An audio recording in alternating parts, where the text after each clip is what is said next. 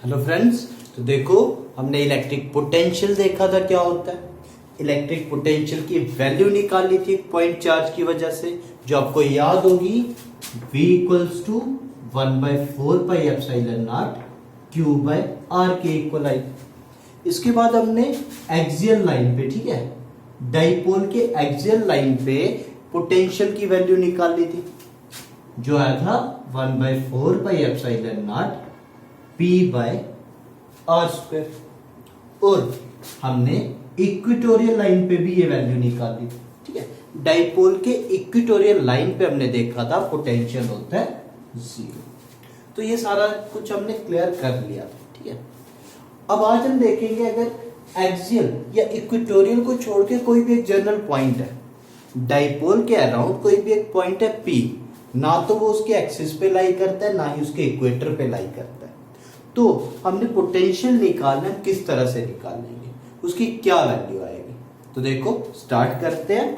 Electric potential at any point due to a dipole.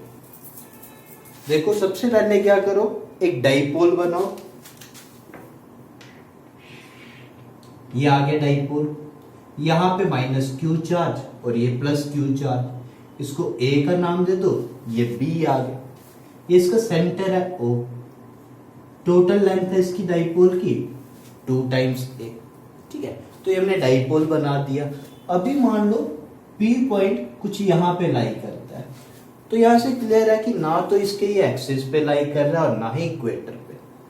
तो इस point पे देखो हमने पोटेंशियल निकालना है। इस P के कोऑर्डिनेट्स हमें दिए हैं R और थीटा, मतलब ये डिस्टेंस R और ये जो एंगल है ये थीटा है। अब ये एंगल किसके बीच में, तो ये एंगल आएगा P वेक्टर के साथ, ठीक है। ये एंगल है P वेक्टर के साथ इस R वेक्टर का। P वेक्टर की डायरेक्शन ये है, ठीक है। अभी ध्यान से देखो किस तरह से निकालेंगे। अभी हमने क्या करना है, टोटल पोटेंशियल निकालना है V टोटल। तो ये सम होगा potential due to negative charge plus potential due to positive charge. ये आगे फर्स्ट इक्वेशन, ये -q चार्ज ये +q चार्ज, इनकी वजह से पोटेंशियल को ऐड कर दो। तो -q चार्ज की वजह से पोटेंशियल 1/4πε0, ठीक है। -q चार्ज है तो ये माइनस लिखा, ये q, और डिस्टेंस कितना आएगा, तो डिस्टेंस आएगा ये AP डिस्टेंस। मान लो ये R1 के इक्वल है, तो हम लिखते हैं -1/4πε0 Q बाय R1। ये आ गया इक्वेशन नंबर 2, ठीक है। अभी हमने निकालना है +q चार्ज की वजह से पोटेंशियल P पॉइंट पे, तो V पॉजिटिव। तो पोटेंशियल की वैल्यू 1/4πε0 +q, ठीक है, ये +q है, बाय यहां से डिस्टेंस देखो तो ये डिस्टेंस आएगा ये, ठीक है। ये आ गया क्या है, ये BP। अब देखो इसको कोई भी नाम दे देना है, मान लो R2, तो ये आ जाएगा 1/4πε0 Q bye R2। Third equation. अभी हमारे पास माइनस चार्ज की वजह से भी, ठीक है, -q चार्ज की वजह से भी पोटेंशियल आ गया, +q चार्ज की वजह से भी पोटेंशियल आ गया। तो टोटल पोटेंशियल क्या बना, फर्स्ट इक्वेशन में पुट करो इसको, तो V टोटल आया हमारे पास, ठीक है। V टोटल क्या आया, देखो माइनस चार्ज की वजह से -1/4πε0 Q बाय R1, और ये +q चार्ज की वजह से Q बाय R2। जो कॉमन आता है कॉमन निकालो, 1/4πε0 Q भी कॉमन आ गया, ये आया, इस तरह से लिख दो 1/R2 - 1/R1, ठीक है। R2 प्लस का था, R1 माइनस का। सिंप्लीफाई करते हैं, 1/4πε0 Q R1 - R2 bye R1 R2, ठीक है। इसको हमने सिंप्लीफाई कर लिया, इक्वेशन 4, ये आ गया टोटल पोटेंशियल। क्लियर है, ये V की वैल्यू आ गई। अब देखो इसको और सिंप्लीफाई करते हैं, ठीक है। R1 R2 की वैल्यूज यूज करते हैं यहाँ पे, ठीक है। ये डिफरेंस निकाल लेंगे क्या होगा, तो देखो ज्योमेट्री से, ठीक है, ज्योमेट्री से हमारे पास आएगा, अगर हम क्या करते हैं इस पॉइंट से, अगर हमारे पास दो स्ट्रेट लाइंस है, ठीक है, दो स्ट्रेट लाइंस हैं, तो हम क्या करते हैं, जो छोटी वाली लाइन है वहां से परपेंडिकुलर ड्रा करते हैं। किस तरह से, देखो ये परपेंडिकुलर आ गया। अगर हम छोटी लाइन से बड़ी वाली लाइन पे परपेंडिकुलर ड्रा करें तो ये जो डिस्टेंस आएगा, ये मान लो सी, ठीक है, तो ये आ जाएगा हमारे पास r1 माइनस r2। ये पूरा था हमारे पास r1, तो ये आ गया r1 माइनस r2। क्लियर है, मतलब ये कितना आया r2, ठीक है ना। अब देखो ये r1 माइनस r2 है, हमने इसकी वैल्यू निकालनी है।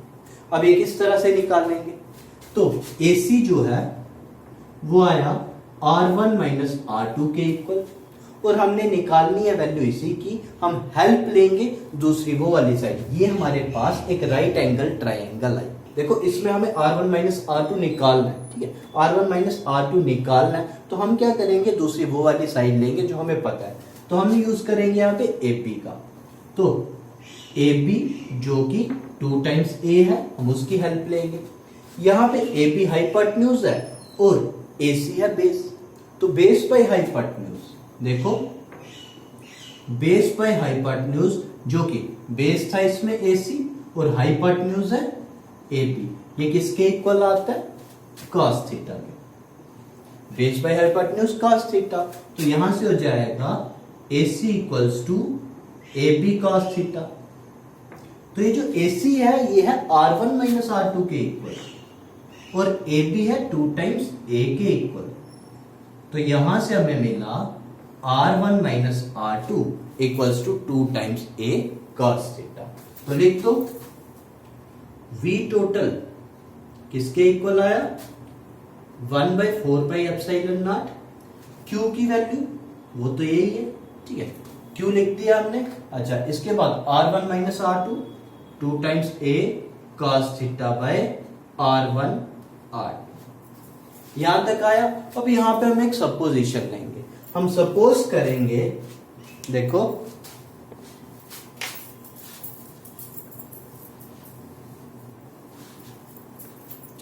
देखो अब हम यहां पे सपोज करेंगे r1 is nearly equal to r2। r1 और r2 नियरली इक्वल है, और ये इक्वल है r के।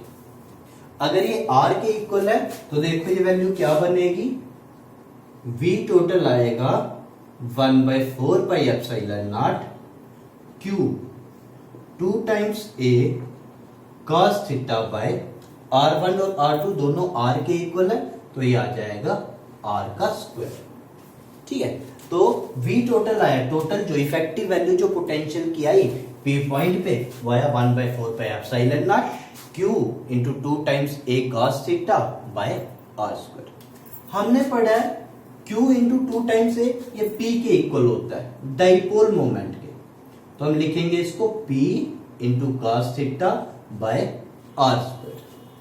और अगर हमने, अब देखो यहाँ पे cos थीटा, इसको डॉट प्रोडक्ट में लिखना है, तो हम लिख सकते हैं इसको 1/4 pi epsilon naught P vector dot R vector by R cube. तो हमने क्या किया, R वेक्टर से इसको मल्टीप्लाई और डिवाइड किया, तो ये आ गया R वेक्टर डॉट, ठीक है, P vector dot R vector by R cube. तो देखो cos थीटा यहां से हट गया, ये आ गया डॉट प्रोडक्ट में P वेक्टर डाइपोल मोमेंट का और R वेक्टर का डॉट प्रोडक्ट, तो ये वैल्यू हमारे पास आई फाइनली टोटल पोटेंशियल की P पॉइंट पे। क्लियर है, तो ये वैल्यू आपको याद रखनी है। किसी भी पॉइंट पे हम पोटेंशियल निकाल सकते हैं इस वैल्यू की हेल्प से, ये दो इक्वेशंस। अब मान लो यहां से मैंने क्या करना है, यहां से एक्सियल, ठीक है, एक्सियल लाइन पे पोटेंशियल निकालना है V एक्सियल, तो क्या करेंगे, तो ध्यान से देखो, अगर एक्सियल लाइन पे देखना है तो ये जो थीटा है, ठीक है, ये जो थीटा है ये हो जाएगा 0 डिग्री। तो इस केस में यहां पे लिखता हूं मैं, ठीक है, सीधे 0 पुट कर लो, 1/4 pi epsilon naught P cos 0 degree by R square, तो ये आया 1/4 pi epsilon naught P by R square. तो ये वैल्यू हमने पढ़ी थी एक्सियल के केस में। अब देखते हैं क्या इक्वेटोरियल के केस में वैल्यू 0 आती है, तो चेक करो 1/4 पाई एप्सिलॉन नॉट, ठीक है, पी कॉस ऑफ। अब ध्यान से देखो, अगर ये पॉइंट यहां पे इसके इक्वेटर पे होता तो थीटा 90 डिग्री होता, तो cos 90 degree by R square, तो ये क्या आएगा, कॉस 90 डिग्री 0, तो ये पूरा ही 0। इस केस में एक्सियल के केस में एंगल था 0 डिग्री, तो ये वैल्यू मिली। इक्वेटर के केस में, ठीक है, इक्वेटोरियल लाइन के केस में एंगल आया 90 डिग्री, तो वी इक्वेटोरियल आया 0। तो हम इस फॉर्मूले से एक्सियल और इक्वेटोरियल लाइन का केस भी निकाल सकते। क्लियर? अभी देखो, एक तो ये मेथड है इसको करने का, एक इस मेथड से हम ये कर सकते। तो ध्यान दो, अगर आपने इलेक्ट्रिक फील्ड पढ़ा था, ठीक है, इलेक्ट्रिक फील्ड पढ़ा था किसी भी जनरल पॉइंट पे डाइपोल के, ठीक है, तो वहां से आपको पता होगा यही सेम मेथड से हमने किया था। ये आगे डाइपोल ए बी नाम दिया इसको मैंने, ये माइनस क्यू चार्ज, ये प्लस क्यू चार्ज, टोटल, ठीक है, सेपरेशन कितनी है दोनों चार्जेस के बीच में, तो 2 टाइम्स ए। ये पी पॉइंट है जहां पे हमने क्या करना है, इलेक्ट्रिक पोटेंशियल की वैल्यू निकालनी है। ये इसका सेंटर है, ये इसको ज्वाइन कर लिया हमने, ये आ गया आर डिस्टेंस, ठीक है, ये एंगल थीटा है। अभी देखो यहां पे ये पी वेक्टर है, ये पी वेक्टर है, ध्यान से देखना यहां पे क्या होगा, ये पी वेक्टर एंगल बना रहा है थीटा आर वेक्टर के साथ, ये आर वेक्टर है, पी और आर वेक्टर में एंगल बन रहा है थीटा। तो अब यहां पे पी के 2 कंपोनेंट्स आएंगे, एक कंपोनेंट होगा cos थीटा वाला, दूसरा sin थीटा वाला। तो देखो एक कंपोनेंट ये और दूसरा कंपोनेंट होगा ये वाला, ये कंपोनेंट होगा पैरेलल वाला जिसको हम लिखते हैं P cos थीटा, ठीक है, और ये दूसरा परपेंडिकुलर कंपोनेंट जिसको हम लिखते हैं P sin थीटा। अभी देखो इन कंपोनेंट्स को ध्यान में रखना है, साथ में 2 वैल्यूज ध्यान में रखनी है जो हमने एक्सियल लाइन के केस में की थी। एक्सियल लाइन के केस में आया था 1/4 pi epsilon naught P by R square, और इक्वेटोरियल लाइन के केस में V की वैल्यू 0 आई। ये 2 वैल्यूज याद रखनी है और इन कंपोनेंट्स को अच्छे से देखना है। तो देखो किस तरह से करेंगे। अभी जो टोटल पोटेंशियल मेरे पास आएगा वो आएगा इन 2 कंपोनेंट्स की वजह से, एक VP पैरेलल की वजह से प्लस VP परपेंडिकुलर की वजह से। ये cos थीटा वाला कंपोनेंट, ये sin थीटा वाला कंपोनेंट, इन दोनों कंपोनेंट्स को जब मैं ऐड करूंगा तो मेरे को टोटल पोटेंशियल मिलेगा P पॉइंट में। क्लियर? फर्स्ट इक्वेशन रख दी। अब ध्यान से देखो, ये जो परपेंडिकुलर कंपोनेंट है, ये परपेंडिकुलर कंपोनेंट है, P पॉइंट इसके इक्वेटर पे लाई कर रहा है, तो हम लिखेंगे point P lies on equatorial line of P perpendicular या P sin theta component.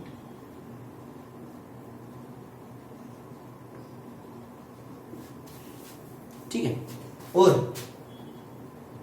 Point P lies on, अब देखो ये इसके इक्वेटर पे लाई कर रहा था। अब अगर ये वाला देखे, ठीक है, ये कंपोनेंट है P cos theta, P cos theta के P लाई करता है एक्सिस पे, तो लिखेंगे lies on axial line of P parallel, ठीक है, जिसको हमने लिखा है P cos थीटा कंपोनेंट। तो जब ये वैल्यूज, ये चीजें हम ध्यान देंगे, इसको फर्स्ट में यूज करेंगे, तो क्या बनेगा V टोटल।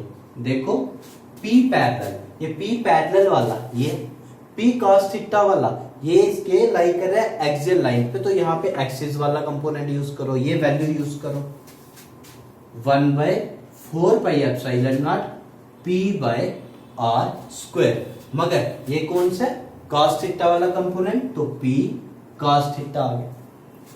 प्लस करो यहाँ पे v p परपेंडिकुलर वाला कंपोनेंट मतलब sin थीटा वाला। अब हमने देखा sin थीटा वाला, यहाँ पे इक्वेटोरियल वाली यूज करेंगे तो ये वैल्यू हो जाएगी 0। तो v टोटल आया हमारे पास 1/4 pi epsilon naught p cos theta by r square, जिसको हम लिख सकते हैं 1/4 pi epsilon naught p vector dot r vector by r cube. तो दोनों केसेस में सेम वैल्यू है, ठीक है, चाहे आप इस तरह से करो चाहे उस तरह से, जैसे आपको इजी लगता है। ध्यान देना बस कंपोनेंट्स का। यहाँ पे ये p वेक्टर था, ठीक है, ये था स्ट्रेट लाइन में। अभी यहाँ पे क्योंकि r वेक्टर के साथ एंगल थीटा बन रहा था तो हमने इसके कंपोनेंट्स लिए, एक cos थीटा वाला कंपोनेंट, एक sin थीटा वाला कंपोनेंट। ये आगे cos थीटा वाला कंपोनेंट, यह sin थीटा वाला। अभी cos थीटा के ये लाई करता था एक्सिस पे और sin थीटा के ये लाई करता था इक्वेटर पे।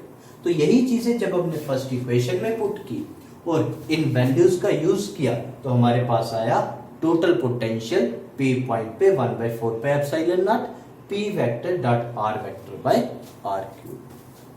तो आज इतना ही रखते हैं, ये वैल्यूज ध्यान में रखनी है। Thank you.